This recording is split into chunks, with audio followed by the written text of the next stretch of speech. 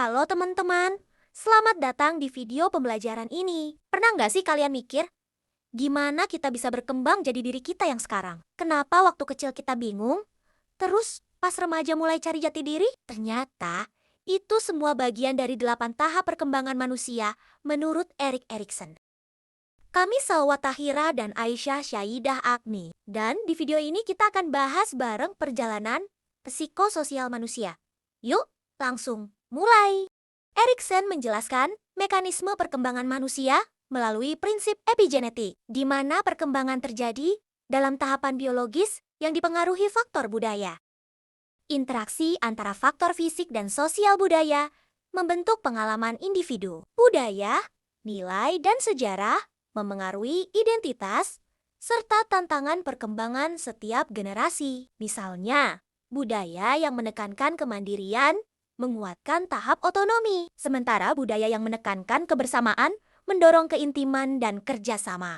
Erik Erikson membagi perkembangan manusia ke dalam 8 tahap psikososial yang masing-masing ditandai oleh krisis khas sesuai usia. Krisis ini timbul dari interaksi antara pematangan individu dan tuntutan sosial. Setiap tahap membawa kemungkinan hasil positif atau negatif yang membentuk identitas seseorang.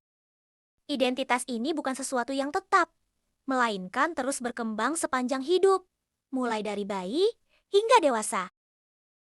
Identitas terus berkembang sepanjang hidup, dimulai sejak bayi mengenali ibunya hingga dewasa yang terus mencari makna diri. Tahap-tahap ini saling terhubung dan membentuk fondasi satu sama lain. Bila satu tahap tidak terselesaikan dengan baik, dampaknya bisa berlanjut ke tahap berikutnya. Erikson melihat pencarian jati diri sebagai proses yang terus berlangsung seumur hidup.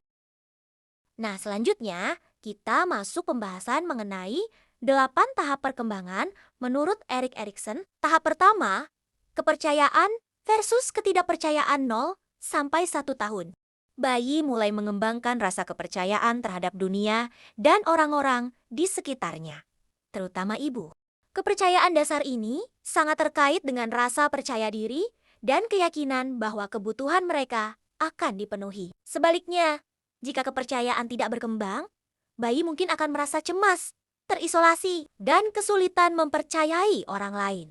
Tahap kedua, otonomi versus rasa malu dan ragu, 2-3 tahun. Anak mulai belajar mengendalikan tubuh mereka sendiri dan menjadi lebih mandiri. Mereka mulai bisa berjalan, berbicara, dan mengatur kebutuhan dasar seperti buang air. Tantangan utama yang muncul adalah bagaimana anak ingin melakukan segala sesuatunya sendiri. Namun, juga merasa takut gagal atau malu. Jika orang tua memberikan dukungan dan kepercayaan, anak akan lebih mudah membangun rasa percaya diri yang kuat.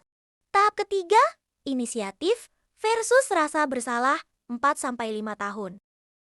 Anak mulai mengeksplorasi dunia dan mengembangkan rasa ingin tahu yang tinggi. Mereka mulai mengambil inisiatif untuk mencoba hal-hal baru dan aktif berperan dalam dunia sosial mereka. Jika mereka berhasil melakukannya, mereka akan merasa memiliki kontrol atas lingkungan mereka dan menjadi lebih percaya diri. Namun, jika mereka dihukum atau diberi rasa bersalah yang berlebihan, mereka bisa berkembang menjadi anak yang merasa tidak kompeten atau tidak berharga.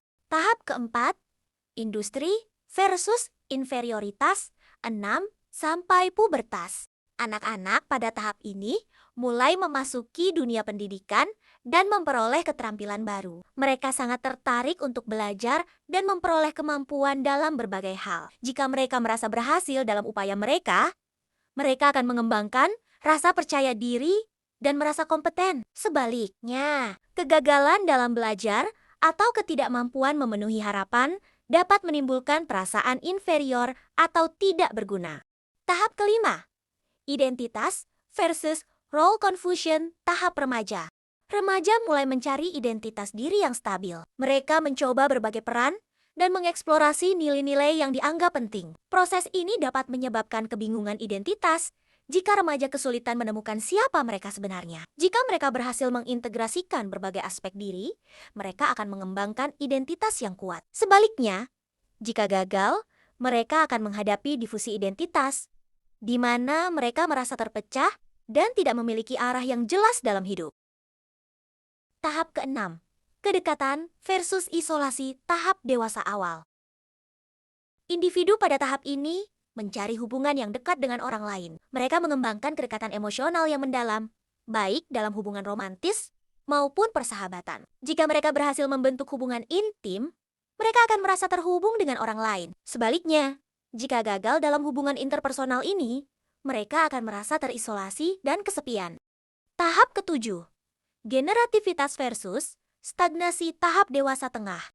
Seseorang merasa ingin memberikan sesuatu yang bermanfaat bagi generasi berikutnya. Mereka bisa melakukannya melalui merawat anak, bekerja dengan tekun, atau melakukan kegiatan kreatif lainnya. Fokus mereka bukan hanya pada diri sendiri, tetapi juga pada cara mereka bisa memberi dampak positif bagi orang lain atau masyarakat. Namun, jika mereka merasa tidak bisa memberikan kontribusi yang berarti, mereka mungkin merasa terjebak dalam rutinitas yang hanya berpusat pada diri sendiri dan merasa hidup mereka kurang bermakna.